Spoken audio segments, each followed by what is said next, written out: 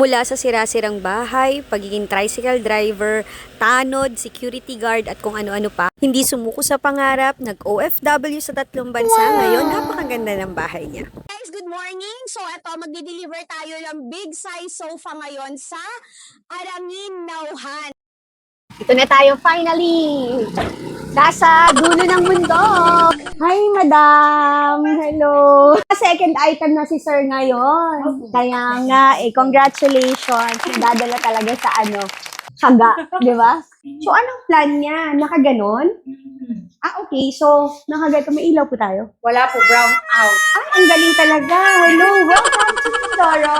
So, pag ganun siya. Opo, kapag ganun siya. Okay.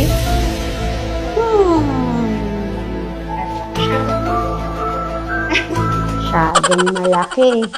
Ayan guys, so kung halimbawa at gusto niyo talaga ng shoot na shoot sa inyong area, nag-a-assist naman po kami ng pwede niyong picturean yung area nyo or sukatan natin yung area nyo. So, mas magiging perfect fit dun sa lugar yung makakapag-suggest kami ng pwede ninyong i-avail. So while binababa nga itong sofa ng ating client, kwentuhan ko muna kayo at magmarites muna tayo sa buhay niya. So si Sir ay isang OFW, not in just one country, pero nakatatlong bansa na siya. So ang first country niya is Saudi. So alam naman natin na medyo mababa ang sahod dyan. So lumipat siya ng Japan. Doon na start niya na tong bahay niyang ipagawa. So nagkaroon nga siya ng much better opportunity sa Canada, kaya ngayon ay nagpupunda naman siya ng gamit habang ginagawa pa rin tong ongoing bahay niya. O, di ba nakaka-inspired? Talagang wag ka lang talagang titigil. Sure ball, makakamit mo rin ang lahat ng pangarap mo. Ito yung kanyang unang purchase, yung ating marble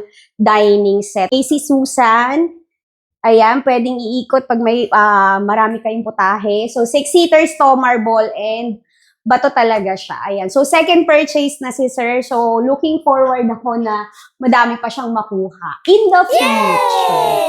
So, ito na yung final setup natin kasi medyo hindi nagkasya yung ating sofa dito sa bahay ni Sir. Pero, syempre, pala-desisyon ulit kami.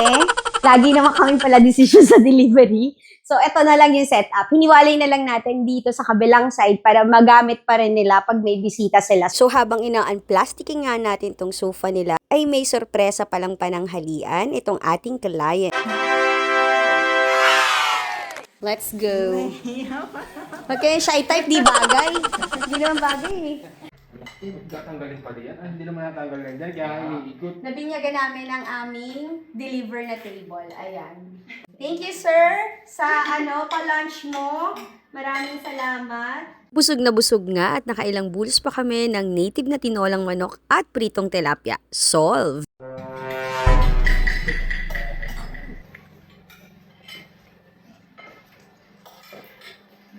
Kita niyo naman pumalat kasi nung Diba? Tiniwala kami sa'yo. Bitaw. Paring pala yun? Kita naman po sa video kung sino talaga nakaraan. Ako po'y kunti lang. Nasasagot mas matindi mo pala yung sanay, pati tinik at butoy kain. Kaya pala mo.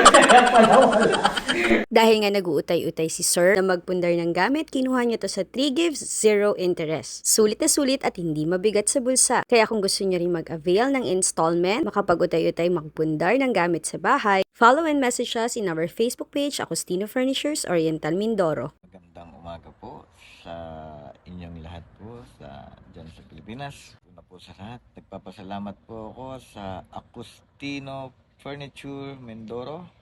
Maraming salamat po ma'am. Sana marami pa akong mabili at lubos pa rin po ninyo akong pagkatiwalaan. At alam ko marami pa akong mabibili dyan sa aking mga pangarap para sa aking bahay. Maraming salamat po. God bless.